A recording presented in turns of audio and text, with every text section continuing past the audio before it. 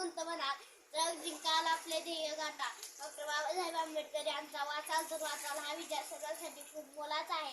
कारण ध्येय मिळवायचे असले तर त्यांचा सोपा मार्ग म्हणजे वाचन होय. एक चांगले सक्षम कष्टकरी व्यक्तिमत्व घडवण्यासाठी वाचन अगदी फायदेशीर ठरते. म्हणून म्हटले जाते वाचाल तर वाचाल.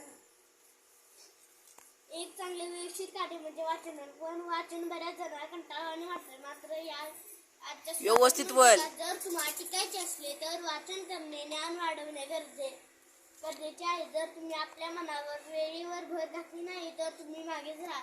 प्रत्येक व्यक्तीच्या जीवनामध्ये वाचनाला साधारण महत्त्व आहे. मनुष्याजवळ सर्वात मोठी शक्ती म्हणजे त्याजवळ असणारे ज्ञान होय. या शक्तीच्या सहाय्याने तो हुशार व सुसंस्कृत बनतो. वाचनामुळे अनेक व्यक्ती आदर्श बनल्या. लहानपणी केळकर गुरुजींनी डॉक्टर बाबासाहेब आंबेडकर यांना बुद्धिचरित्र हे पुस्तक बक्षीस म्हणून दिले होते. या पुस्तकाचा परिणाम एवढा झाला की डॉक्टर बाबासाहेब आंबेडकर हे भारताच्या राज्यघटनेचे शिल्पकार झाले. तुमच्या पाठ्यपुस्तकातील धडे व गोष्टी असो की शांती आई, सीमाजोगी, स्वामी, मृत्युंजय यासारखी असंख्य पुस्तके आपल्या व्यक्तिमत्वात बदल घडवण्यात मदत करतात. संत तुकारामांनी सुंदर शब्द सांगितले की जर तुम्हाला व्यक्तिमत्व घडवण्याचे असले तर वाचन करणे गरजेचे आहे.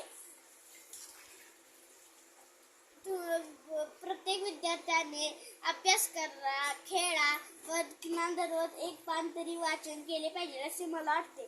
मात्र आजच्या या जगात वाचन ही क्रिया नष्ट होत चालली आहे. टेलिव्हिजन, मोबाईल, व्हिडिओ गेम्स यामध्ये विद्यार्थी गुरफटून गेला आहे. मात्र मित्रांनो, असाध्य ते साध्य करता सायस, कारण अभ्यास तुका म्हणे.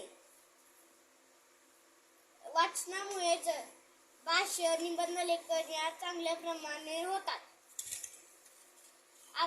प्रत्येक व्यक्तीच्या जीवनामध्ये वाचनाला खूप महत्त्व आहे.